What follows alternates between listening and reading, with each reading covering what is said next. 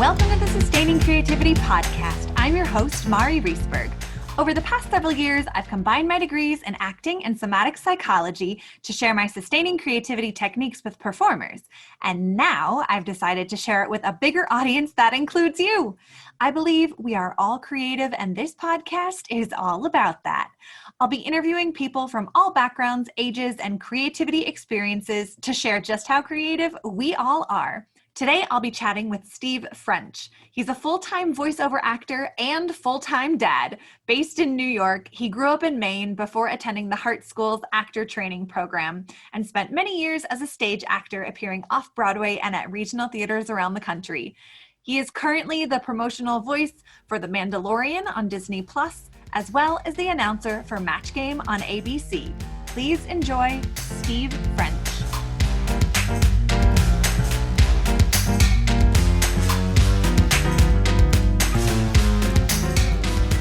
Welcome to the Sustaining Creativity Podcast. Today I'm here with my dear friend Steve French. I have known him for 20 years. He and I went to college acting school together, and God, I can't believe it's been 20 years at the Hartt School in Hartford, Connecticut, and he has now taken the delightful adventures of acting into a whole new world of voiceover acting, performing, is that what you call it? And I'm so excited to chat with you today, and you may recognize his voice, but I'm sure he'll talk about where you have heard him. So welcome to the podcast. I feel like we're on Farmington Avenue and we're watching a terrible movie on the couch or something, like it's, yes, we're right back where we used to be. Amazing. It's so good to see you. Thanks for having me.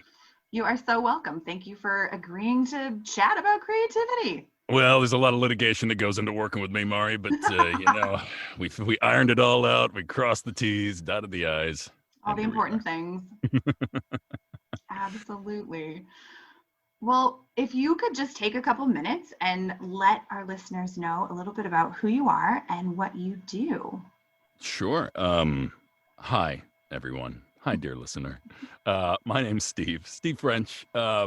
Like Mari said, I went to school for acting at the Hartt School in Hartford, Connecticut, West Hartford, Connecticut. Let's be very specific here. I grew up in Maine, where I fell in love with acting and music, and I got bitten by that bug and thought I might be an opera singer for a while. Had a bunch of wonderful mentors that sort of fostered this career. I grew up in this small town of Damascotta, Maine, that had this really thriving art scene somehow. I mean, one of our things was the National Endowment for the Arts had sponsored a string quartet to be in residence in the Mid-Coast Maine area. That was like one of the things that was happening around, these small fishing villages in Maine. It's just unbelievable.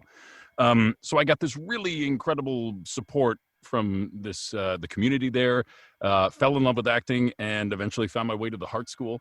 Did that, I was an actor in regional theater, and eventually worked a little bit off Broadway. Very sparingly, maybe we should say. In addition to being an actor in New York, I was also a bellboy at a hotel. I did a lot of temp jobs. I handed out newspapers. I helped people clean out their storage units. I mean, all kinds of really, thrilling things that directly related to my BFA that I got. But eventually, as things sort of progressed, I little by little started to work my way into the voiceover world.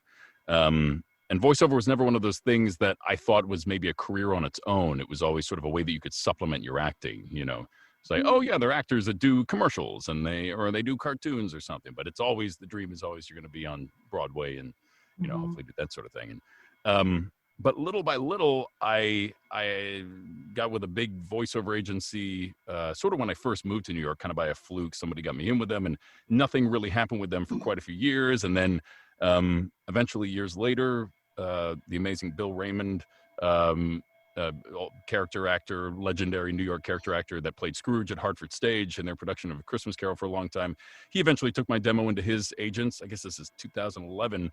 And by a fluke, I booked the first thing that I auditioned for with them, which was it turned out to be a 2-year promo campaign for NASCAR.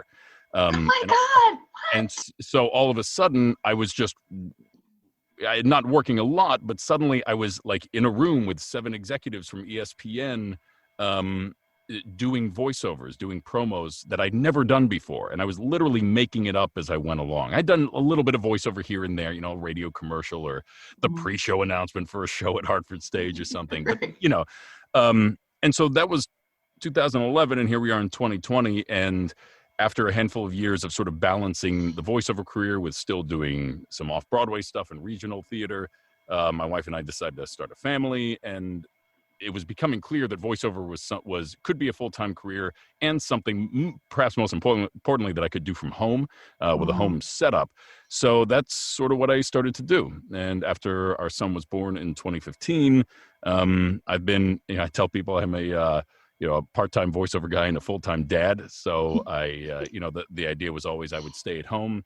I was, put my suitcase in the closet, stop traveling around the country.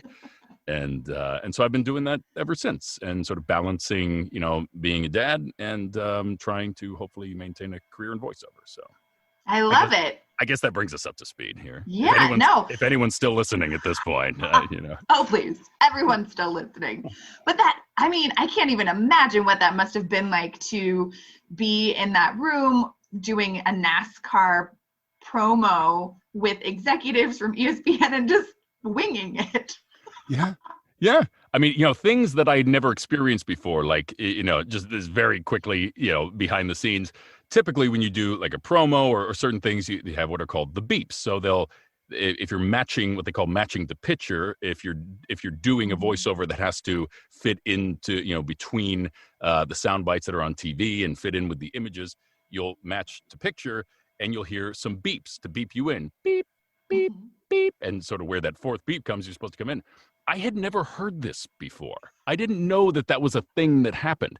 So they're like, all right, Steve, here we go. Let's roll on take 1. And I just about started to do my thing. And then I heard this beep, beep, beep. And then the music started and the promo started up and all of this stuff is happening. And I'm thinking, I guess I'm supposed to talk now. That's when it comes in. And just straight up like lying to these executives about, oh yeah, sure. Yeah. You want to roll that back again? Yeah, no problem. But what was so funny was sort of a couple minutes into this, I had the slightest idea of how this was working.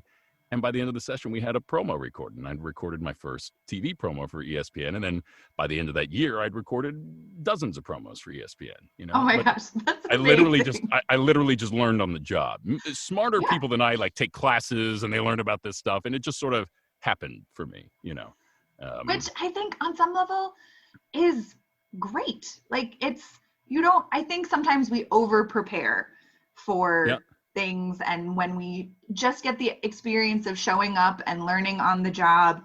And it sounds like these executives really put a lot of trust and faith that you knew what you were doing, and you showed up and said, yep, sure do. Here we go. Yeah.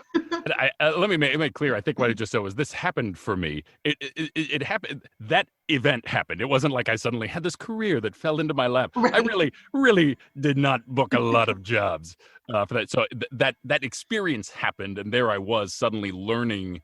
And every job that I booked after that, as few and far between as they were, it was like, okay, now what does this mean? Now what does this mean? Now what does this mean?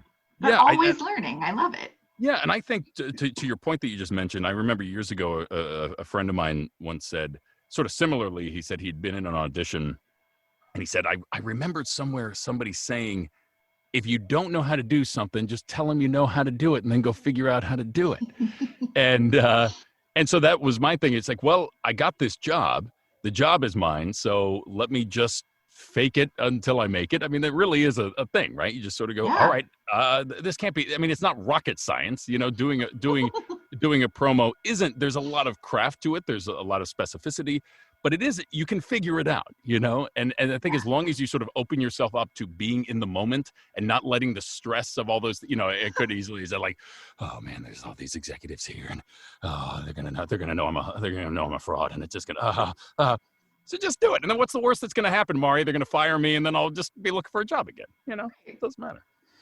What a great outlook. And there's some freedom in that of being able to say like, well, if they fire me, I'll just be where I was before, looking for a job again. And okay. and as actors, right, that's kind of all you're ever doing. You're just Yeah. looking for a job. You're like, you're looking for the next thing to come. And as soon as that job is over, you are unemployed. And I mean, even with my present work, where I've been lucky to have sort of consistent work, Mm-hmm. theoretically, I'm generally unemployed every day. I'm always kind of looking, unless maybe I have a little contract and I'm going to record 10 episodes of something, then that feels great because I know, all right, I know I have a job to look forward to once a week for the next 5 weeks or something. Right. And then after that, it's like, cool, unemployed again. Here we go. What's next? What's happening? That roller coaster ride. I mean, I think for me, that was what I just couldn't sign up for.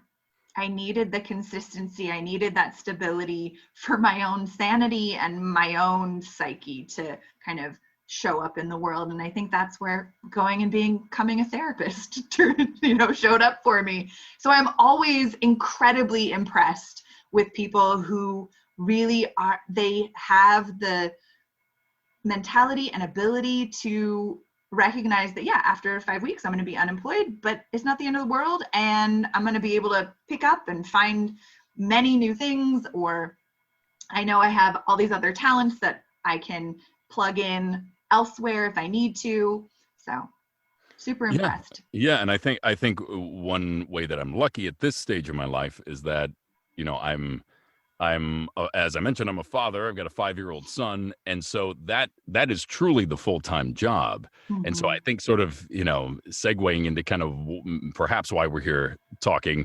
I mean, that to me is like my job, my voiceover job is a little outlet for me from that. So anything I get in that world, I just feel like the luckiest guy that I know, because I get to have this job that I love to do. It gives me a little outlet. It gives me, just that little bit of creativity that I used to get being a performer and performing on stage every night.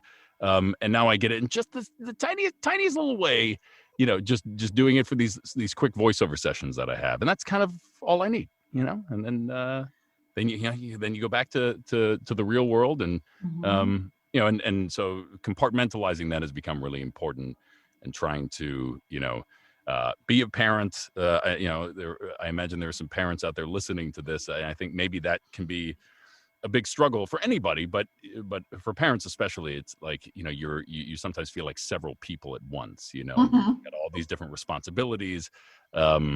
So finding an outlet is important, and I'm just lucky that it, mine occasionally pays me some money to do it. And, when it does, that's nice, but when it doesn't, it's fine. I still get to hang out in this little padded room right now and, talking to a microphone, mostly for myself. 95% of the time it's for myself, but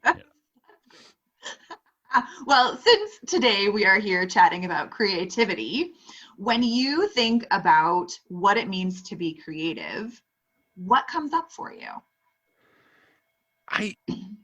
It's funny because we were joking about this before we got on air. I mean, I've never necessarily considered myself I think when I think of creativity, I think of like artists or people who draw or people who make things beautiful, people who like can craft things. Mm-hmm. And I do a bit of that, but I've never considered myself a particularly artistic, creative person. Mm-hmm. Even though I was always involved in the arts, even though I studied music and was a singer for years and was an actor.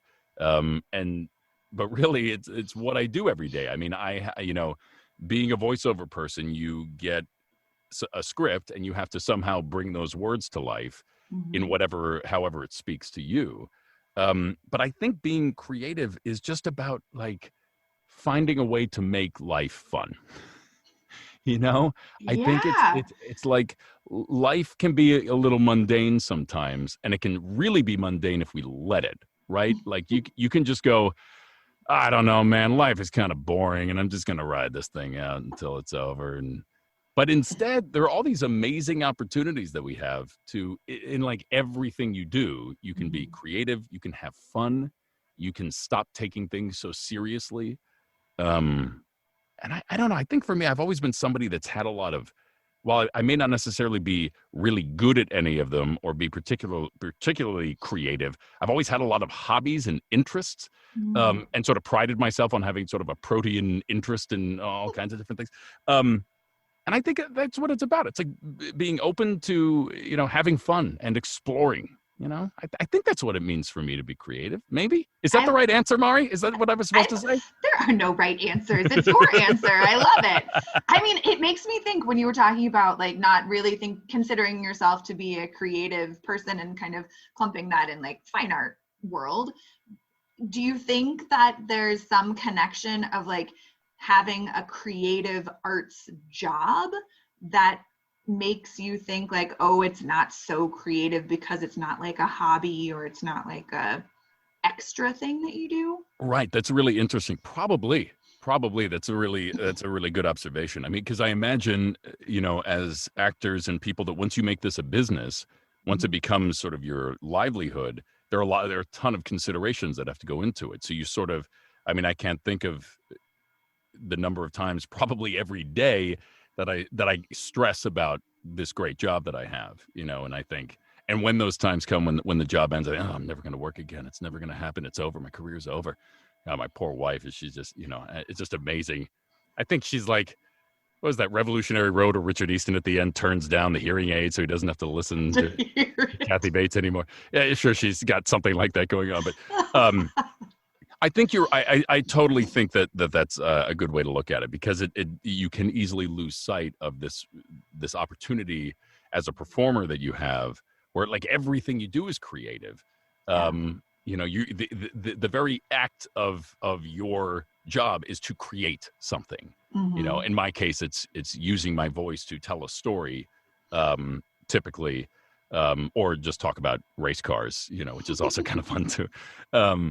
So yeah, I think it can be easy to lose sight of, that. But for people that don't have a creative job, something in creative arts or be a performer, there's no reason that you have to be a performer to be creative and to have fun and to open yourself up to, all the beauty in the world and, just making every day exciting, Totally. I absolutely agree. I think that sometimes when we do turn something into a job, it loses a bit of its luster.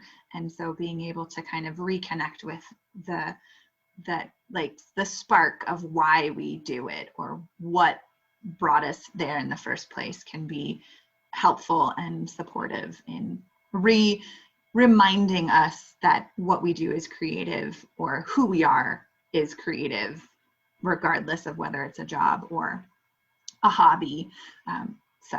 Right. And allowing yourself to be inspired by all kinds of things and to not get yourself like, oh, I didn't think I'm stuck. I can't think of this thing right now. It's never going to happen.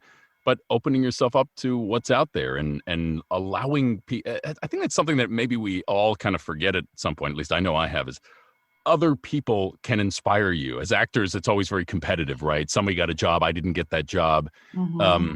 But I found that things really opened up for me when I allowed myself to enjoy other people's performances, other people's successes, other people's journeys.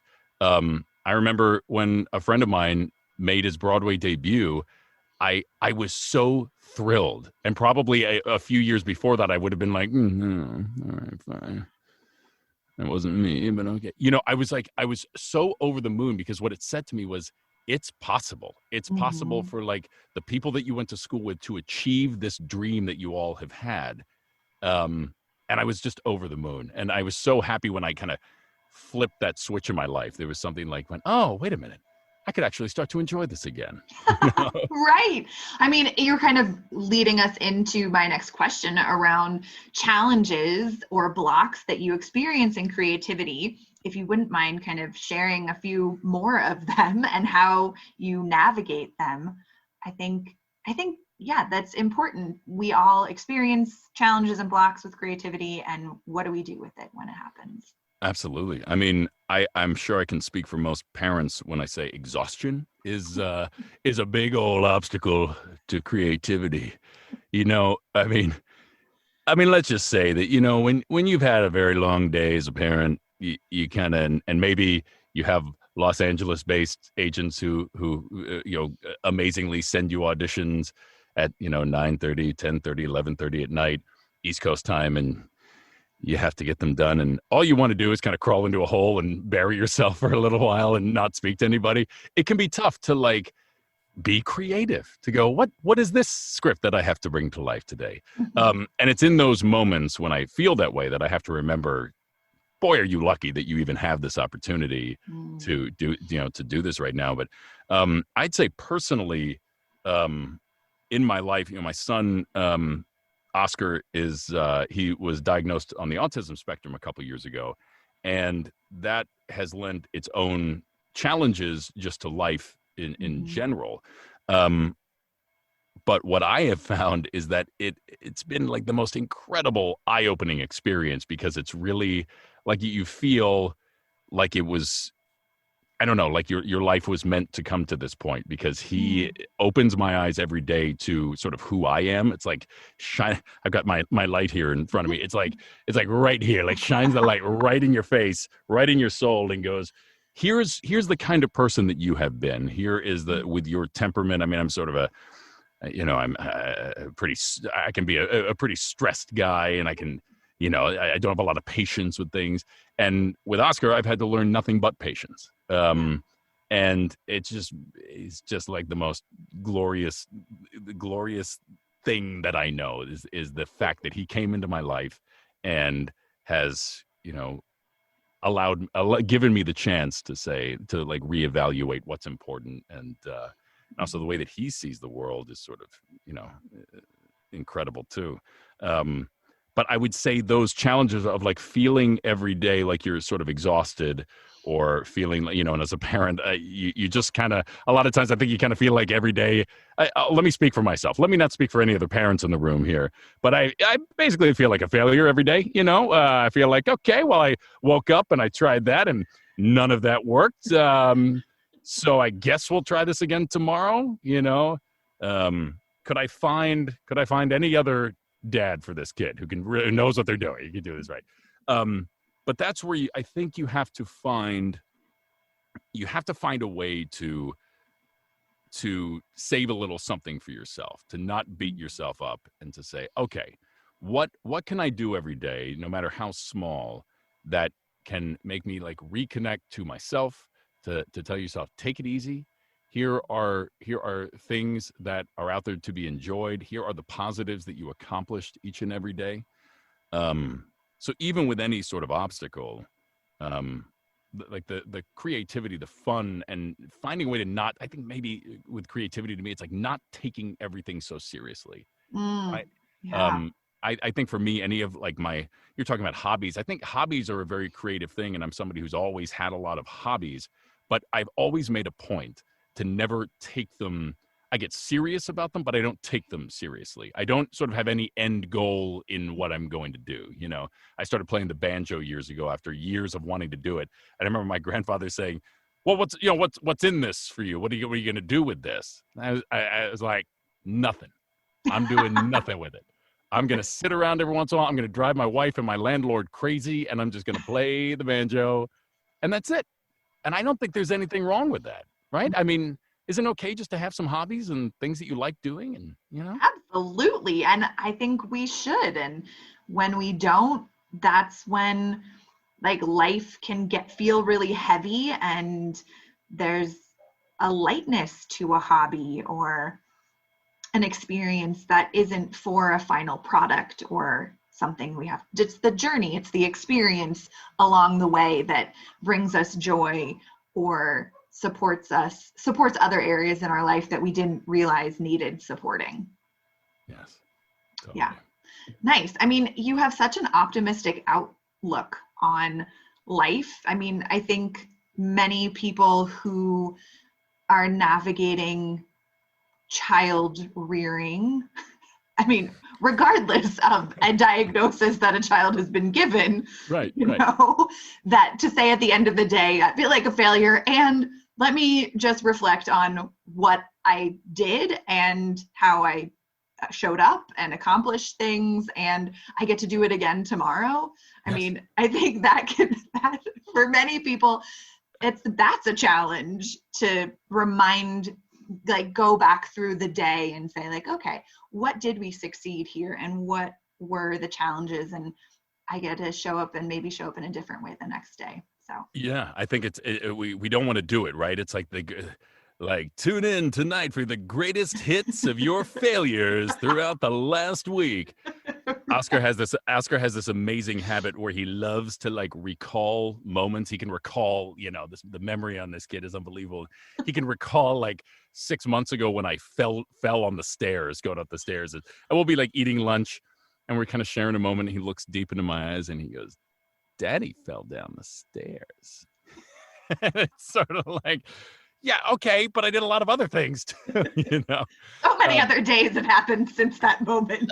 But I fell down the stairs like 2 weeks ago too, But I think you're right. It's being comfortable with saying we just in life, like you really have to be honest with yourself, right? I think the more honest that we can be, and it's hard for us just as humans for some reason, I think, to be truly deeply honest with yourself about where you are and maybe what your career needs to do or what what you want in a relationship or where you want your life to go. But as soon as you just can go like, okay, here's where I messed up today. Here's where things didn't go the way they should have. Here's how I should have reacted. Then if you can honestly do that, then it's a little bit easier the next time. And you can sort of recognize it faster, Absolutely. I think you're spot on with that honesty. Being honest with yourself, it's super hard and it's really vulnerable. And I think we as humans, particularly in this country, don't like to be vulnerable or don't like to acknowledge when we make mistakes. And so we kind of have to practice it. It's something that we're not really programmed to acknowledge, that I fucked up or I made a mistake. And so how do we go through recognizing, oh, I did, and I'm going to take ownership for it and I get to acknowledge it and still keep moving forward. It's not going to paralyze me. That's a really exciting thing that you just brought up that I don't know that I've ever considered, is that we don't always have practice at being vulnerable, right? It's only something that sort of happens in the moment and you're suddenly going, oh no, what is this feeling? And I think maybe that's why we're so bad at it. I'll speak for myself, like, because suddenly you're in that circumstance and you go, I've never quite dealt with this before. I can't quite. I think it does so much to us, right? It kind of envelops you immediately, this vulnerability, and you don't quite know how to handle it. It's like a blanket that wraps up and you're just trying to get out of it, it's a good point. Yeah. How do you practice being vulnerable? I don't know that you ever can. You just have to sort of, like you say, you have to learn from it. You have to go and step back and go, all right, well, I wasn't too vulnerable then. Next time I'll try to recognize these symptoms and be a little more vulnerable next time. Yeah, I mean, I think it takes so much mindfulness and awareness of what is happening in the present moment to say, oh, this moment calls for some additional vulnerability, or here's an opportunity where it feels safe enough to be vulnerable with myself, with another person, a group of people, whatever it is. So mindfulness is a practice. And I was posting something yesterday on social media about it being a practice, not a perfect, like that piece. That's amazing. It's amazing. Yeah. I think that's important to remember. Life is not perfect. It's a practice. We're still working out the kinks. Yeah. And where did we ever get this idea that like life should be perfect or something? It's just like this thing. It's this thing we do. And, yeah, I love that. I'm going to get that embroidered on a pillow. Ooh, I love it. Embroider away. Well, speaking of your child and your own childhood, what's your earliest memory of being creative? I was so painfully shy growing up when I was a kid, which is weird to like turned into an actor and performer, because I truly was. Like, I remember my grandmother, my Nana, she actually had 2 pianos in her house, which is sort of crazy. Who has 2 pianos? I think she got given one or something. And dueling pianos. Dueling pianos. It was a messy family room. We were like some rich family or something. She just happened to have 2 pianos. I don't know how that happened. But anyway, I remember I spent the night over there once when I was quite young, probably like 6 or 7. And I just was messing around on the piano. And I remember her coming in and saying, probably just in a Nana supportive way, just saying, Stephen, that was beautiful. That was absolutely beautiful.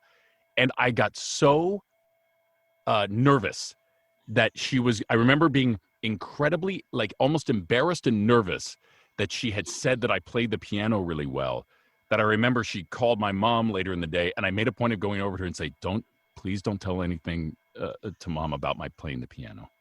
I don't want anybody to know that I played the piano and that I exhibited this musical vulnerability for a while. And so I think that sort of always sticks in my head. Like, I was always afraid of like branching out and doing things. I was just a nervous little child. I don't know what it was. Child. I don't know what it was. I'm available for accents, just not whatever that one was that I just did. Yeah, so early on, I guess it wasn't until a few years later, my dad got a video camera, like one of the old VHS that were like you recorded directly on a VHS. It was like this, heavy thing on your shoulder. Yes, like boombox sized video camera. And my brother, sister, and I just took to this thing like crazy, and we just loved nothing more than getting in front of that thing and making. I mean, it was like every afternoon. Do you want to make a movie? Do you want to make a movie? Or what are we going to make a movie about? And my dad encouraged that in us. My dad was not a performer at all, but he, he's sort of like the class clown, and he just loved filming stuff, and let's make a parody of this. Let's do something. I mean, we did like a Rescue 911 parody or something, and just all kinds of stuff. That's amazing. So I think that sort of, from a young age, my siblings and I were always making movies and, whatever that sort of meant. So I guess that was probably kind of my earliest creativity. But like I said, I was always really shy. And it wasn't until really kind of like high school-ish, late middle school, high school, before I walked from freshman year. I was on the basketball team, the freshman basketball team. I don't know if you can garner this, but I was not a good basketball player. And so I remember from quitting the basketball team, not in sort of a huff. I just sort of pulled the coach aside. I said, this is not for me. I'm not helping you guys here at all. So I walked from telling my coach that I was quitting the basketball team to walking down the hall to signing up for the one-act play festival that I saw was going to be happening. And it was like, that's like a moment that I could point to, like, yeah, that's literally when my life changed, when I said, all right, I have no future in sports. Maybe I'll have a future doing whatever this thing is. But it really wasn't, and it wasn't until then where I was sort of like, I guess this is something I really love to do, in terms of, but I was never like, in like sixth grade, I had a bunch of friends, a couple really great artist friends who drew comic books. And I, because I was their friend, sort of joined along, but I was clearly like the weak link of this group making comics, I mean, had there been at some point another opportunity for some sort of like lateral movement or some entry-level position at the comic book company, I should have done that. I should have been like an admin or whatever, I wouldn't have even been good as an admin. You actually have to be talented to be an admin. I couldn't have done that.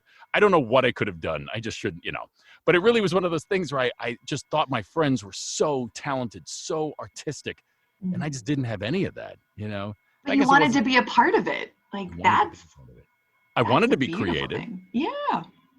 I love it. Oh my gosh. The image of quitting the basketball team and immediately signing up for the One Act Play Festival is pure brilliance and amazing. Like that's awesome. I feel connected to that in some way. I mean, I feel like you're doing the Lifetime movie of this. Somebody can we stop hitting the nail so hard on the head with this story point? Can we get something else? Could there be like a car accident? Could there be, he gets struck by lightning or so? I don't know what. Struck by lightning. Perfect. Great. In the middle of your high school. Awesome. Oh my gosh, that's incredible. You've talked, I mean, even in like middle school, it sounds like lots of things inspired you or you were inspired by other people. But when you think about it today, who or what inspires you? Well, certainly my family. I don't just say this because, I mean, my wife and my son, my wife, Allison, right now is, she's on the group sales side of Broadway shows. So she's in the Broadway community. And I don't know if you've been paying attention, but we have this pandemic going on, which has completely shut down live theater in this country. And so she is, we were like kind of polar opposite people. She is this extraordinarily level-headed, even-keeled genius. And I'm amazed on a daily basis, working with her incredible staff and dealing with what's happening to that industry right now, how every day she sort of comes out of her home office with a smile on her face. She's an incredible mother. But what she does on a daily basis, sort of, keeping her head above water and inspiring us, it really blows my mind. And Oscar, I can't believe that I've been given the chance to see the world as best I can through his eyes. The fact that he came into my life and he just, he sort of moves through the world in a different way than I've ever experienced anyone. And I feel so grateful to sort of witness that and to try to find a way to better myself, to, rise up to meet, where he is. And then even within my community of voice actors, it's a very supportive community. So I just get inspiration from seeing people, especially people that aren't so well established in the voiceover world, but know that it's something they want to do. You find, as we all sort of do right these days, you find people on social media and you connect with them. So you're internet friends. And so just people who have the drive to sort of like find something they love and keep moving in the face of all kinds of adversity, whether it's viruses floating around in the air, or just sort of the normal everyday things of like, making a career path is hard and making choices is hard.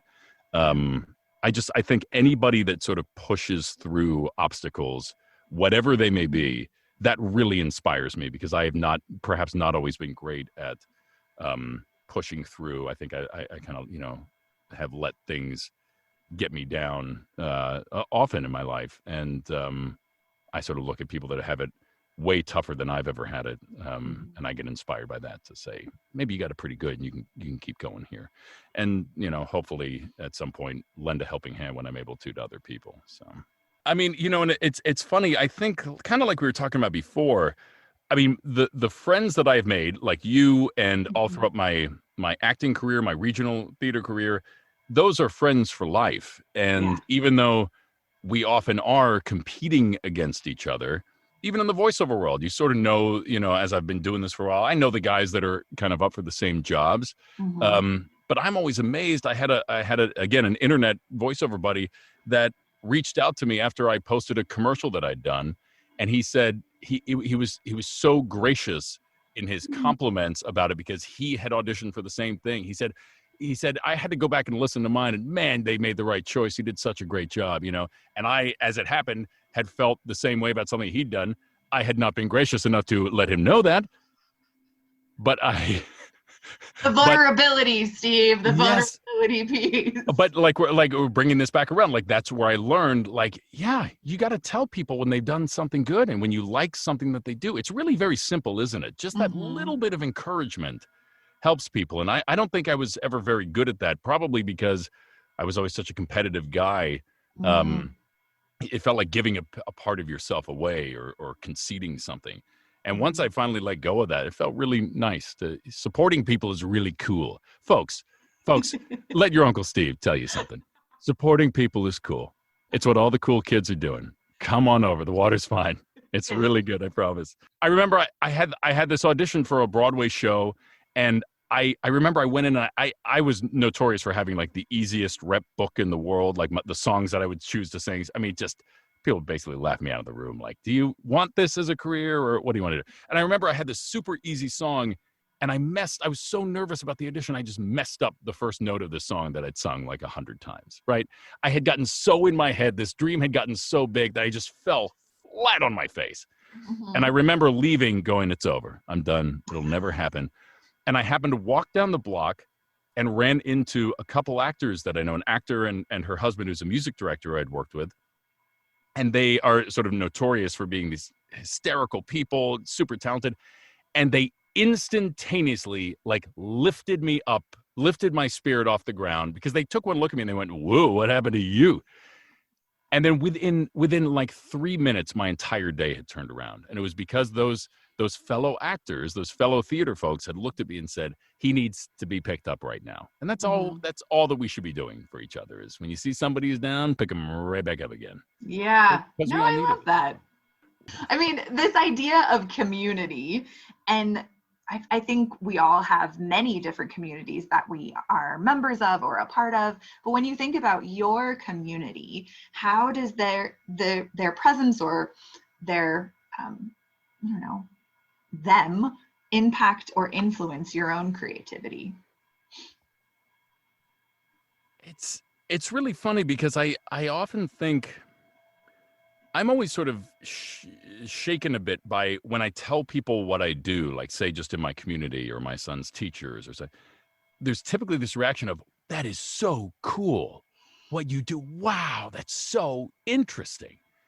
And I'm always a little, I don't quite know how to take that because I never feel that what I do is somehow like more interesting than what other people do. It's like, you educate young minds and you're teaching my son and you're doing things that I could never fathom doing in my life. That's cool. I like stand in front of a microphone and I say some words and then they show up on TV. Like, I guess that's cool, but it's not, I don't know that I'm changing lives with what I do. But I think like we were talking about, I think there's something about in sort of what I do where you can have these tangible results, right? Life is a little weird because it's this long game. But when you have a career, say something that's kind of a gig-based thing, every gig you get to put a little notch up and you get to say, okay, I achieved that thing. I took a step in the right direction. So I think certainly in my voiceover community, when I see people achieving something that they want, sticking with it, whatever it might be, getting their demos recorded, putting out their new website, or you always hope like getting that project or that role that's been a dream for them. And as we've been saying, supporting each other through that's sort of where I feel like we're all using our talents to help one another out. I suppose there have been times when I've kind of lent my voice to something, and someone with an organization that I know, where somebody said, "Oh, Steve, we could use a voiceover for this," and that always feels good, and I feel cool when I can sort of help my community out that way or help a project out that way. But to me, that's sort of what it's about. It's about what can I do? What can I do to help you today? And I've sort of made a point of, especially during the pandemic, putting that out in my sort of social media world, say, if you need help, how can I help you? What can I do? I just think like community is, as we've been saying over and over again, it's just a really important thing. It's kind of all we've got. And I think when we start allowing ourselves to broaden that idea of what a community is, that can be really exciting because you start to feel way less alone, especially at a time when we're all kind of alone and, secluded. Yeah, no, I love that. I mean, I think community is so important, and it definitely inspires and supports the things that I do, and being a therapist and podcasting and my own creativity things that I'm navigating and sharing and trying out and getting feedback. That's been really fun for me to put a project out to my community and have people test it and give me feedback, and that I just value that so much. And that's the kind of, we've been talking about vulnerability this whole time, but it is vulnerable to put out like your idea to people you trust and have them try it and give you feedback, and not necessarily take that feedback personally, like if they don't like it, but just take that feedback as like, oh, this didn't work for them, or that's just information to help me make it better. So switching how we view things. So I liked what you were saying, and kind of shifting that mindset of how can I help you today? That's what community is. And I think, we were talking a bit about this before we logged on here, but just what you're doing with this podcast, right, is a way of, just like you're saying, here's this thing if you want it. And not everyone's going to want it or need it, but it's there. And I think when we are able to sort of put something out into the world that people can take as much of as they need, it's pretty cool when you kind of realize, like, we actually have this. We may not have a bottomless bank account.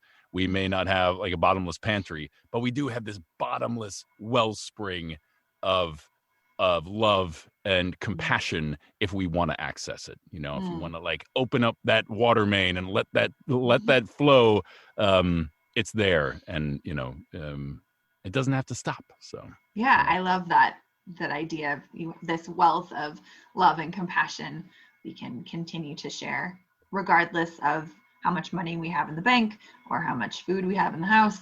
That there's other things we can offer. One of my favorite, it's actually from a musical, but a line from one of their songs is "Precious gifts can come from empty hands." Yeah. And I think that speaks to kind of what we're talking about. Absolutely. Oh, it's so beautiful. Yeah. I mean, and maybe more than ever, as we're getting sick of hearing, it's not going to be the truly tangible stuff. It's not going to be packages. It's not going to be whatever. It's us. And, and that's what I love about community. I love, you know, whether it's my neighbor helping me out with something, or, you know, the other day I was up on the roof. I had to trying to get this ladder down off the roof, and a neighbor saw me struggling to get this ladder down, and he just the fact that he came over and he goes, do you need a hand? And it's just something simple in that. They're really lovely, you know. Hey, thanks, man. Yeah. No, please, because I can't get within 6 feet of you, but thanks for offering. That's great. Right, exactly. But that's super sweet. I love that. Yeah. Well, when you think about, I mean, you were just talking about kind of everyday issues, but the everyday issues that you run into, what are they, and how have you used creativity to solve them? I suppose directly, something I was thinking about that I kind of use directly what I do on a daily basis. You know, part of Oscar's thing is he talks quite a bit, but he doesn't necessarily have conversations. It's, you know, part of his autism is he uses what's called scripted speech. So he'll memorize books or movies or songs, and that's kind of how he communicates. And it can be tough sometimes to sort of tap into a direct conversation with him. But what I started doing with him over homeschool was I took out one of my voiceover microphones and I set up a little table for us, and we started recording, you know, quote unquote podcasts with each other, where I would print out questions for him to read, and then we'd ask each other. And I think he liked seeing the waveform on the recording software when he would talk, and then he could see this sort of visual representation of his voice up on the screen. So I remember at the end of that first day doing that, where I thought that was relatively creative, something that I thought of. I used like what I do, this area that I have some knowledge in, to try to get him, you know, and I literally wrote like a conversation out for us to have back and forth. But you know, it can be funny, right? I mean, everyday things, I guess it's just, for me, life can start to feel a little mundane. You can get in these habits, especially if you're stuck at home. But I think I try to enjoy, like, I'm a person of habit. So I like to have my little rituals and my things that I do each day, even if it's something like, I've noticed recently, like during the election, I was doing a lot of stress laundry, you know, where it was like, come to my house. Yes, exactly. Exactly. Where I suddenly was like, I love accomplishing these things, each of these things that I can check off. But there's something to me about like fulfilling that stuff every day, and, you know, doing the dishes, you know, and finding ways to, with my son schooling, to like have a little fun. We did like a lesson about voting the other day, and I had him vote on what he wanted for lunch, you know. Anything that but again, I've sort of said it. I think being a parent, you kind of realize, like, man, you like have to find a way to communicate this stuff to your kids, and kids will tell you. I remember this as a performer doing children's theater. If you're not connecting with that audience, with those kids, they will literally get up and walk away while you were. I mean, I had kids, we performed like for hundreds of kids in this big outdoor amphitheater. They would literally walk away while I was right in front of them, acting my heart out. And I said, I guess I'm not quite connecting to those kids. So, yeah, it's just really important. Connection is, you know, really, really important. I love that. And I think all of the things that you described are heavily steeped in creativity, to having a conversation, to learning about what it is to vote. And for a 5-year-old, I mean, you can't have the same conversation with a 5-year-old you would have with a 25-year-old about voting. Voting for lunch seems to be the like natural thing that you would do. And let me tell you, that election was a squeaker. Chicken won out over PB&J by just, one vote. It was just truly like every vote counts, people. I love it. I mean, you just have to find a way to, and I think that lesson can go for anybody. I mean, we have to find a way to talk to people that you maybe instinctively you don't know how to talk to them. You might not know what their experience is, but you have to find a way to connect. And I think there's something really exciting about like finding your way into that situation and how do you navigate that relationship. I mean, the way that I work in my career is I do everything from home. I do everything virtually. So like we're looking at each other as we're recording this on Zoom, but when I do my sessions, I never see the people. That very rarely do I do a Zoom. It's over a thing called Source Connect. So it's like this darkness and you're talking to these disembodied voices. And so you really have to kind of read the room immediately and find a way to connect with those people. And I love when at the end of a session, you clearly have made some new friends and you can feel that warmth in the room just from the experience of sharing a few minutes with each other. It's really cool. It's maybe one of my favorite parts of what I do. I love it. Well, that's awesome. And this has been amazing to talk with you. And I just have our final question that I ask everyone, and I'm so excited and curious about how you're going to respond. So, oh boy, this is where the big prize money comes in. It is big money, Steve. What is your secret to creativity? Could I buy a vowel? Could I buy? I guess I sort of mentioned it before. I think the secret to creativity is to not force the issue, to not go looking for a hobby or looking for that thing that is going to make you feel creative or that you're going to have fun doing. I think the more that we can just be sort of open vessels to a lot of things and to try new things, when things sort of fall into your lap naturally, I find that they hold more of a piece of your heart because it's very honest. You don't sort of come by it like, oh, I've had to do this thing. I guess that's why so many people, if they have a career that they got into and they don't really love, it's sort of, it's this thing I have to do every day. But creativity is something that you want to do. Bringing creativity is you're saying, I have a way that I can make this more fun. I have a way that I can make my life more beautiful and more enjoyable. And I found that the hobbies that I get, the things that I feel creative doing, I'm very serious about, but I don't take too seriously. And I never try to force them into something. I never try to make them something that they're not. I love to let them exist of their own accord and take me where they're going to take me. I think for me, that's always been the thing. I just have these kind of weird random interests that have popped up in my life and I just go for it. I mean, again, my poor wife, she's like, it's like every couple of years I have this thing actually that I realized the other day. I have this thing about hobbies that start with the letter B.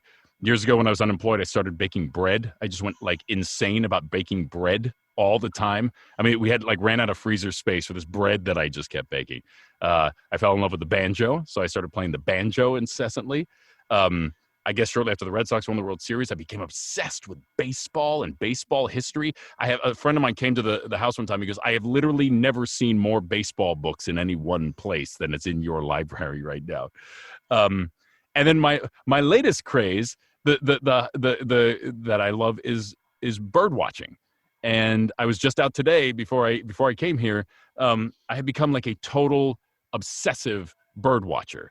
But I think it's because there's something about like that unknown. The world sort of makes a little more sense when I get away from all of our human concerns and I go watch birds migrating. And something about like the natural world says they really don't care about any of this stuff that I care about.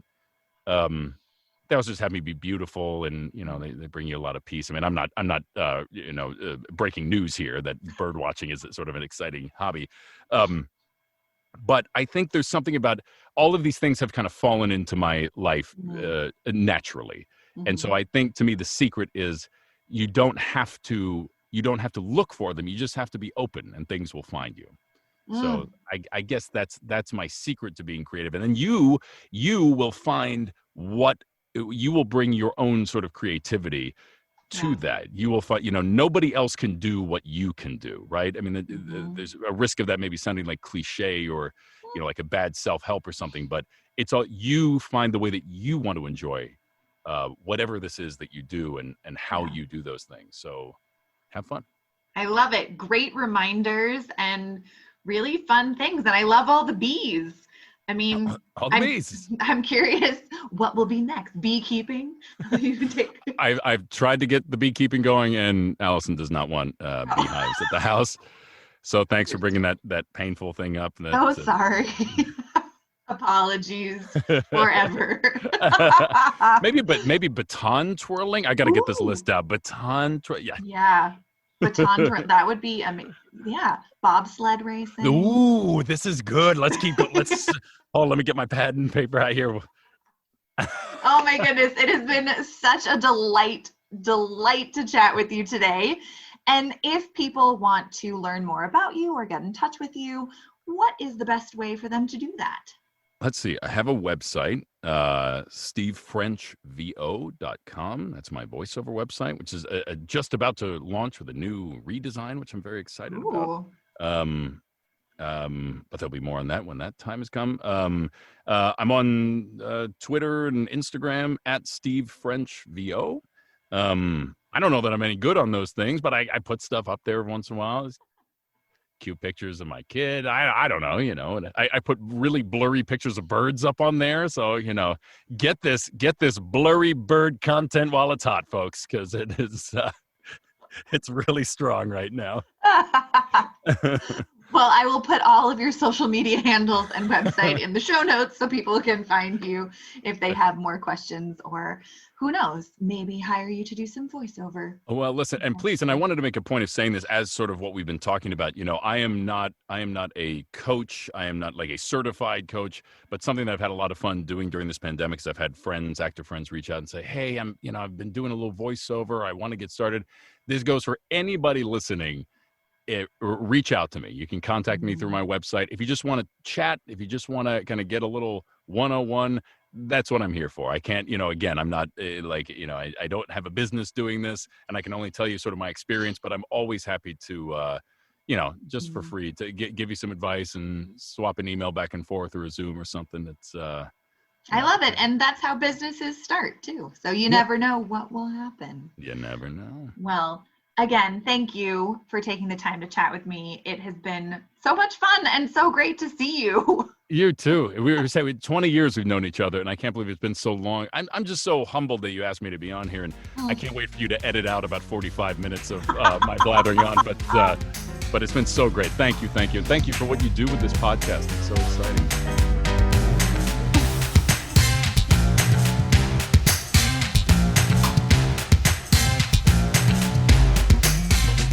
Thanks for listening to the Sustaining Creativity Podcast. We'd love to keep in touch, so like us on Facebook and Instagram. We are Sustaining Creativity. Make sure to subscribe to the podcast wherever you listen to podcasts. Tag your friends and your family so they can listen too. We love to hear from you, so leave your comments, reviews, and questions. Tune in Tuesdays for a new episode. And remember, with creativity, anything's possible.